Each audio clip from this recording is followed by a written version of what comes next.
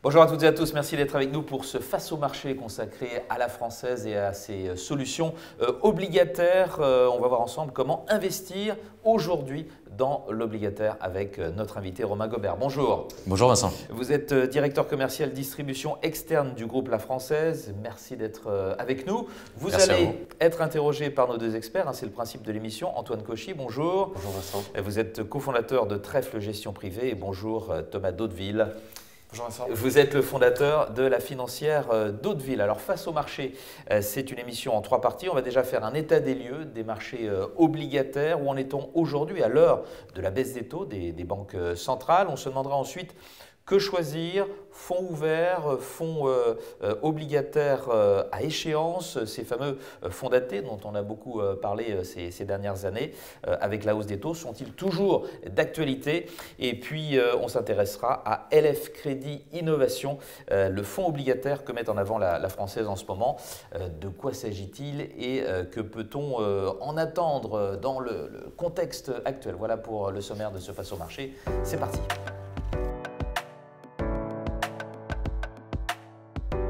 Où en est-on aujourd'hui sur les marchés obligataires à l'heure de la baisse des taux? C'est la première partie de ce Face au marché consacré à la Française. Avec vous, Romain Gobert et nos deux experts, Antoine Cauchy et Thomas Daudeville. Mais avant toute chose, Romain, un petit mot du rapprochement entre la Française et Crédit Mutuel. C'est effectif? Ça y est, Ouais. c'est fait depuis le 1er mai. Donc la Française appartient maintenant au groupe Crédit Mutuel Alliance Fédérale. Aujourd'hui, plutôt gros groupe, puisqu'on gère un peu plus de 152 milliards sous gestion. Et qui dit évidemment fusion, dit étoffe aussi de la gamme, étoffe de l'équipe aussi retail CGP avec un recrutement qu'on a fait récemment pour être au plus près des partenaires, voilà, avec évidemment toujours cette gamme qui se complète côté obligataire, côté equity, mais pas que, également du private equity, etc. Mais on y reviendra, je pense que ce n'est pas le sujet aujourd'hui, mais lors effectivement, d'une prochaine émission. Exactement, pour ce qui est de tout ce que vous avez cité, mais là on va être sur l'obligataire. Et cette première question de Thomas Daudeville.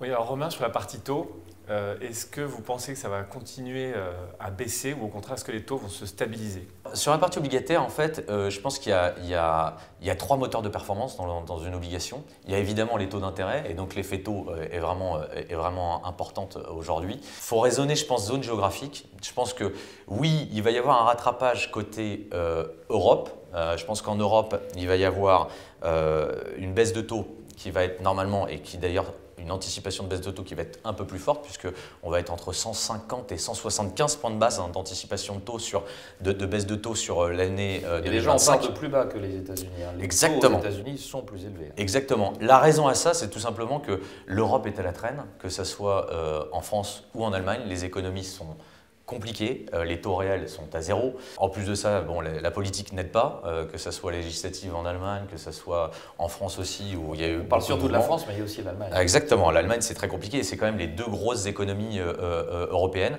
Donc on pense que l'Europe devrait un peu plus souffrir, donc les baisses de taux devraient être un peu plus fortes en tout cas à venir sur l'Europe.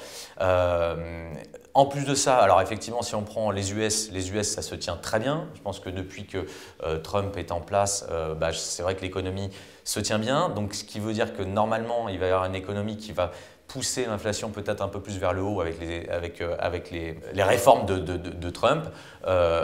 Et puis, donc logiquement, les taux devraient baisser, mais devraient baisser moins fortement que prévu, puisqu'on vise entre 70 et 80 points de base de baisse de taux sur l'année 2025 aux US. Et puis quand même, qu'il a eu sur les émergents, où là, les émergents, évidemment, nous pensons, en tout cas la Française, que ça risque d'être un peu plus compliqué, notamment avec la politique Trump, parce qu'il devrait y avoir un dollar fort qui ne va pas forcément bénéficier aux émergents. Et en plus de ça, les spreads de crédit étant très faibles, logiquement, il y a plus de coûts à prendre que d'aller chercher du rendement, en tout cas sur les émergents. Antoine Cauchy, votre question. Oui, pour rebondir justement, Romain, et avoir plutôt le sujet aussi de la pensée de la Française, dans ce contexte-là, alors qu'on a déjà eu plusieurs baisses de taux aussi, quel est le meilleur équilibre rendement-risque sur la partie obligataire, quoi? Qu'est-ce qu'on va aller chercher au final dans ce contexte-là? Alors c'est très bien parce que ça me permet de rebondir sur mon deuxième moteur de performance obligataire, ce qui sont évidemment les spreads de crédit. Les spreads de crédit, comme vous le savez, c'est évidemment la prise de risque quand on prend une obligation d'entreprise par rapport au taux sans risque. Eh bien, en fait, on se rend compte que les spreads de crédit, et là c'est vrai que c'est un peu dur, c'est que les spreads de crédit sont au plus bas, presque historique. En tout cas, tous les spreads de crédit en fonction des zones géographiques sont inférieurs aux moyennes historiques. À partir de là, il y a encore des choses à faire. Il y a un stock picking qui peut être encore intéressant sur l'obligataire, que ce soit en Europe, aux US, même si le dollar est très fort aux États-Unis et qu'on couvre en risque de change, souvent, nous, en tout cas à la française, les portefeuilles en dollars, eh bien, il y a encore du rendement, il y a encore du rendement à prendre. Mais c'est vrai que ça devient un peu plus compliqué. Et les émergents, là pour le coup, ça c'est vraiment, pour le coup, chez nous, c'est très important. C'est-à-dire que les émergents, il y a 30 BP d'écart par rapport aux US.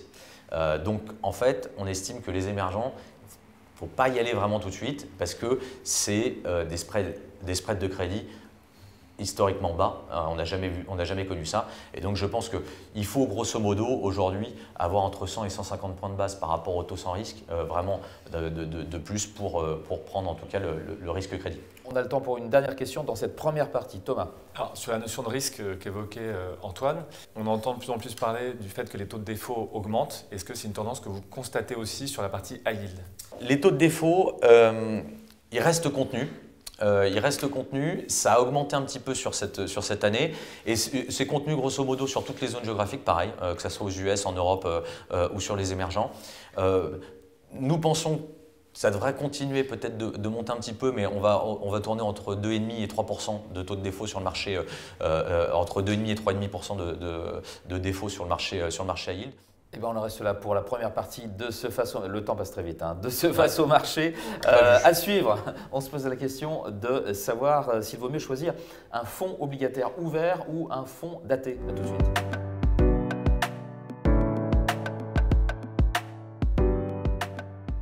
Fonds ouvert contre fonds à échéance ou daté, hein, on en a beaucoup parlé ces derniers temps.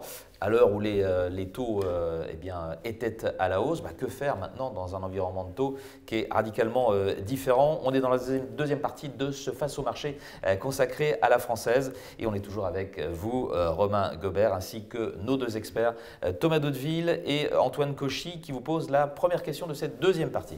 Oui, Romain. Je reviens sur un sujet qui est régulièrement abordé. Chez la Française, vous avez été des pionniers historiquement sur la partie fonds datés. Maintenant, vous mettez plus l'accent sur les fonds ouverts. C'est la fin des fonds datés, c'est toujours la même guéguerre. Aujourd'hui, c'est la fin des fonds datés. C'est vrai que c'est se tirer un peu une balle dans le pied que de dire que c'est la fin des fonds datés. En fait, il y a deux sujets entre les fonds ouverts et les fonds datés. Je pense qu'aujourd'hui, on est mieux sur un fonds ouvert. Mais la vraie raison aussi à ça, c'est que les fonds datés aujourd'hui, je pense qu'en compte titre, ça peut encore avoir du sens, mais en assurance vie, avec ce qui se passe et ce que les assureurs peuvent proposer aujourd'hui sur leur fonds en euros avec des taux boostés, aujourd'hui prendre le risque sur un fonds à échéance avec un rendement qui est presque équivalent à ce qu'on peut retrouver en tout cas chez les assureurs en fonds en euros, je ne suis pas sûr qu'il faille prendre le risque. Je pense qu'il faut entre 100 et 150 points de base de plus que le fonds en euros pour prendre le risque à yield. Donc en compte titre, je dirais oui, ça a encore du sens sur le fonds à échéance. En assurance vie, je dirais plus fonds ouvert, puisque on va pouvoir bénéficier des inefficiences de marché, bouger un peu plus la duration, qui est un élément très important.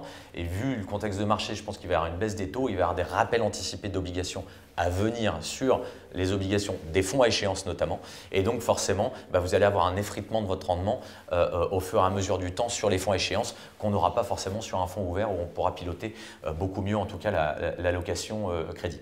Thomas Daudeville, votre question. Alors justement, par rapport au contexte de marché, et notamment sur les fonds datés, est-ce que le risque aujourd'hui, ce n'est pas d'aller chercher des notations trop basses pour essayer de conserver un niveau de rendement suffisant pour que ça soit justement intéressant et pour vous et pour les clients finaux évidemment?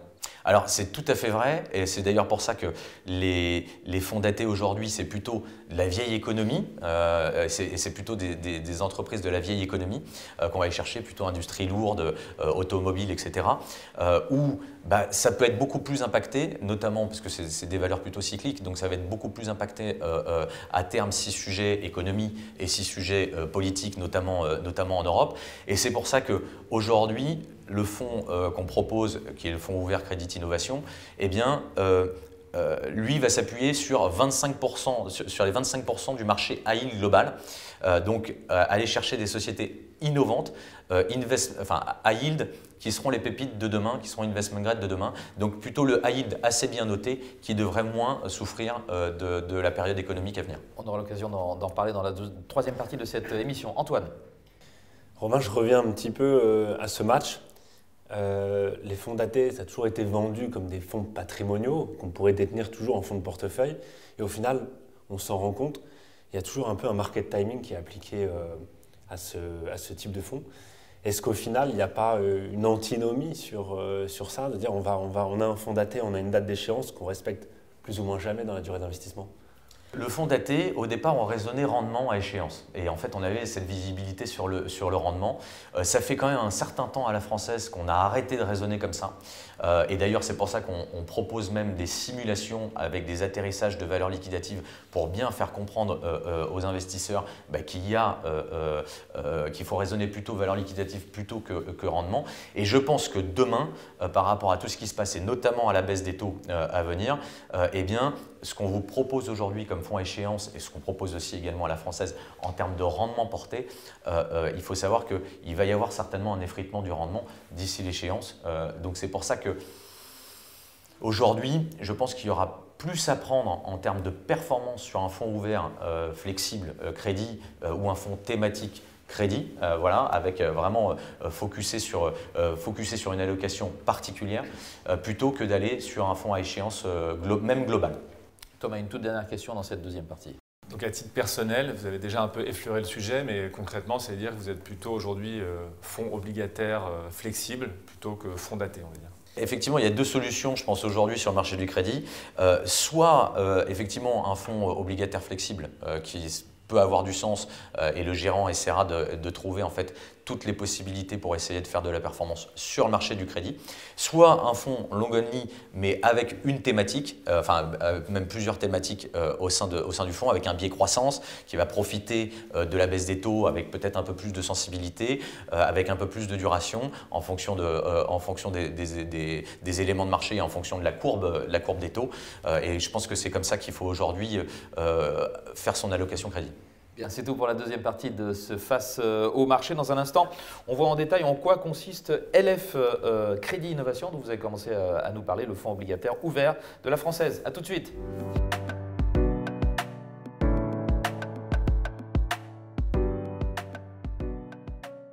LF Crédit Innovation, c'est le fonds obligataire ouvert que met en avant la Française. Alors, de quoi s'agit-il et quelle est la pertinence de cette stratégie dans le contexte de taux actuel? C'est la troisième partie de ce Face au marché avec la Française. Et toujours avec vous, Romain Gobert, ainsi que nos deux experts, Antoine Cauchy et Thomas Daudeville, qui vous posent la première question de cette troisième partie. On sait que l'industrie de l'asset management est assez dense en termes d'offres. Finalement, en quoi LF Crédit Innovation a une stratégie, on va dire, différenciante par rapport à ce qu'on peut retrouver ailleurs dans les contrats d'assurance vie notamment? Crédit Innovation, c'est un fonds que j'ai demandé à mes gérants. Parce qu'en fait, on voyait des fonds thématiques dans tous les sens côté equity. Moi, je leur ai dit, c'est dommage, on sait très bien faire le crédit, on sait très bien faire le high yield. Pourquoi pas lancer en fait un fonds thématique crédit? Et donc, on a lancé le premier fonds thématique crédit sur 4 grandes tendances long terme, donc la démographie, l'urbanisation, le changement climatique et la technologie. Et donc pour ces raisons-là, on a trouvé que ça avait du sens en tout cas de lancer un fonds tel que celui-ci. Évidemment, on ne pouvait pas faire que sur une thématique parce qu'on aura un portefeuille trop concentré sur le crédit. Donc c'est pour ça qu'on a ouvert sur ces 4 grandes tendances. Avec des entreprises qui seront les pépites de demain, c'est ça? Alors oui, l'idée de ce fonds, dans la tout à fait. L'idée de ce fonds-là, c'est d'aller chercher du high yield à haut potentiel, les Netflix de l'époque, les Tesla de l'époque. On va avoir évidemment le portage de l'obligation, mais aussi on va évidemment prendre en compte l'évolution de la notation, donc évidemment réduction du spread de crédit qui va permettre aussi de gagner sur en performance sur cette valeur. Donc on va aller chercher ces petites pépites de demain, et donc qui dit innovation dit forcément un portefeuille qui sera beaucoup plus US, puisque l'innovation se retrouve plutôt aux États-Unis. Donc on va aller chercher les petites pépites US, à peu près aujourd'hui je crois 60% du portefeuille est dédié aux États-Unis. Antoine Cauchy, votre question. Je rebondis, Romain. Entreprise active dans un secteur innovant, vous pouvez nous révéler un petit peu la matrice de sélection que vous aurez dans ce fonds-là? Sur ce fonds-là, on va raisonner plutôt en fonction des notations. L'idée, c'était, donc, comme je le disais tout à l'heure, c'est d'aller chercher du high yield à haut potentiel, mais du high yield aussi qui est assez bien noté. Donc on va être plutôt sur le haut du panier high yield, plutôt autour de double B, double B-. Ça réduit l'univers? Ça réduit totalement l'univers. Toujours sur des sociétés un peu innovante évidemment. Il y a tout un travail d'analyse qui est fait à la française, puisqu'on a plus de 10 gérants qui font et qui travaillent toutes ces valeurs-là. L'idée, c'est d'aller chercher effectivement un portefeuille autour de 120 lignes en fonction des quatre grandes tendances long terme. Évidemment, on a un biais aussi article 9, donc on prend en compte toute cette partie ODD, puisqu'on a une contribution aux objectifs de développement durable de presque 70% dans le portefeuille, et qui fait que on arrive à construire un portefeuille qui est 1, innovant, 2, plutôt bien noté, et qui va donc profiter de la baisse des taux à venir, que ce soit aux US ou en Europe. Et donc c'est comme ça qu'on va construire le portefeuille. Okay, merci. Une nouvelle question de Thomas. Alors, par rapport à ce que vous venez de dire, est-ce que ça signifie qu'il n'y a pas du tout d'investment grade dans le portefeuille? On peut avoir des sociétés investment grade, mais en fait, c'est, comme je le disais, c'est d'aller chercher le high yield aujourd'hui qui vont être investment grade demain. Un exemple tout simple, un Netflix par exemple en 2017 qui était noté B+, est aujourd'hui noté triple B+, donc qui est passé investment grade, et en fait son spread de crédit a presque baissé de 500 points de base. Donc 1, vous prenez le portage, et 2, vous prenez cette réduction de spread, et c'est ce qu'on va essayer d'aller chercher. C'est pour ça qu'il y a beaucoup de valeurs qu'on connaît assez peu en fait dans le portefeuille, et qui sont connues en revanche très bien par nos gérants, côté notamment US. On a encore le temps pour 2 petites questions. Antoine? Un mot sur l'équipe de gestion, Romain, comment elle est organisée? C'est les équipes de gestion qu'on connaît sur les fonds obligataires datés et qui gèrent aussi ce fonds-là? Oui, absolument. C'est toute l'équipe d'Akram Garbi sur tout l'aspect high yield. Et puis évidemment, l'équipe s'est étoffée puisque, par rapport notamment à la fusion, où Crédit Mutuel Asset Management était aussi un des leaders sur le marché obligataire, Crédit Investment Grade, mais également high yield. Donc l'équipe en plus de ça s'est étoffée côté high yield. Donc on a une très belle équipe aujourd'hui de gestion obligataire. Et Thomas Dotteville pour terminer? Une dernière question qui est essentielle dans le monde obligataire, est-ce que vous gérez activement la duration du portefeuille? Très bonne question. On gère très bien cette duration, enfin on essaye de la gérer en tout cas au mieux. Aujourd'hui, très clairement, il y a une évolution aussi de la courbe des taux. C'est d'ailleurs pour ça qu'un fonds ouvert on estime qu'il a plus de sens peut-être qu'un fonds à échéance. Normalement, les taux longs, comme vous le savez, rapportent plus que les taux courts, mais c'est vrai qu'aujourd'hui, typiquement, la courbe intermédiaire, le 3-5 ans, est encore toujours plus intéressant que les taux longs. Donc aujourd'hui, on va être plus autour de 3 à 5 ans de duration, mais on peut très bien se dire, on peut aller un petit peu plus loin si rendement intéressant. Mais l'idée, c'est d'avoir une gestion un peu plus active du portefeuille avec aussi les évolutions de notation. Voilà. Eh ben, ce sera le mot de la fin. Merci beaucoup Romain Gobert d'avoir été notre Merci invité, à vous. directeur commercial de la distribution externe du groupe La Française. Et merci à nos 2 experts, Antoine Cauchy, Trèfle Gestion Privée, et Thomas Dotteville, la financière Dotteville. Merci à toutes et à tous de nous avoir suivis. On se retrouve très bientôt pour une nouvelle émission. Au revoir. Au revoir.